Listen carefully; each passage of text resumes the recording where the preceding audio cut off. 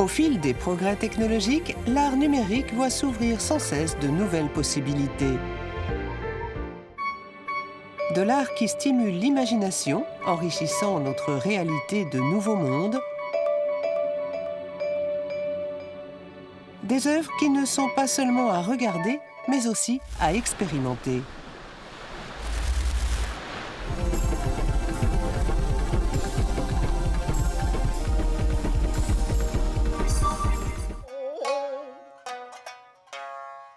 Le Japon peut s'enorgueillir d'une activité fourmillante dans l'art numérique. Des œuvres comme celle-ci, produites en collaboration avec des arts traditionnels, débouchent sur des événements uniques, des expériences à vivre dans un lieu dédié.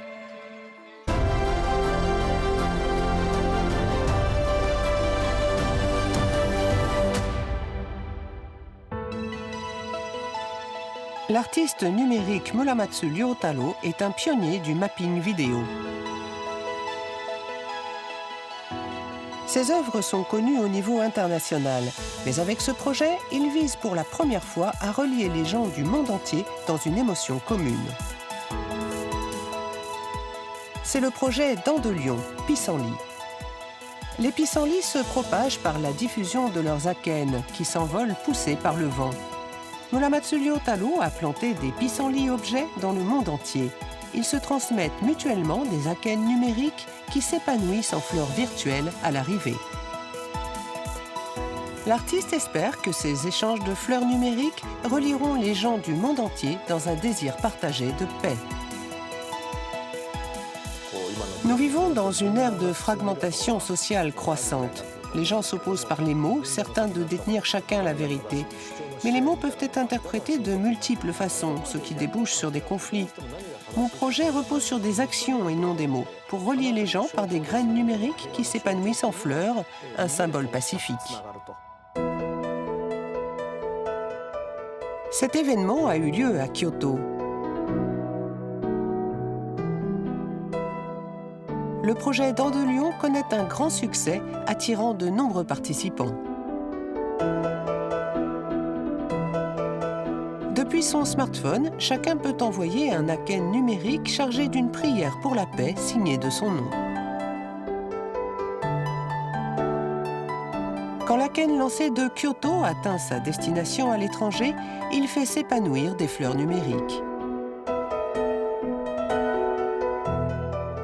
Sur les sites du monde entier, des gens reçoivent ces fleurs et renvoient des akènes numériques à Kyoto, se joignant à cette prière pour la paix.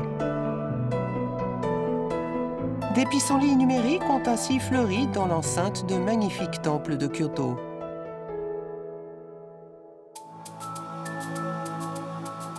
Muramatsu Ryotaro a eu cette idée il y a longtemps.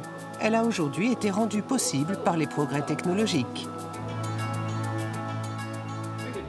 Son équipe a procédé à de nombreux essais pour perfectionner l'expérience, donner la sensation que l'akène traverse le monde en temps réel.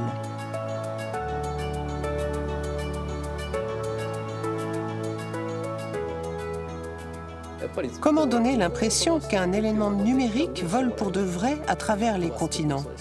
Nous avons conçu toute l'expérience autour de cela pour donner aux gens une sensation immédiate de réel. C'est une œuvre d'art qui ne prend toute son ampleur que dans les actions de chacun des participants.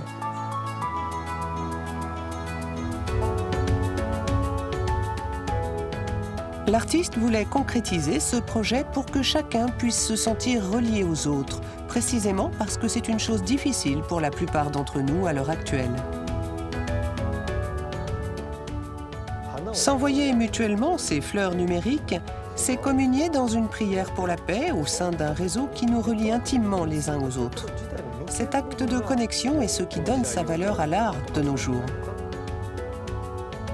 Chaque progrès technologique apporte son lot de nouveautés dans l'expression des sentiments les plus intimes des artistes et du public.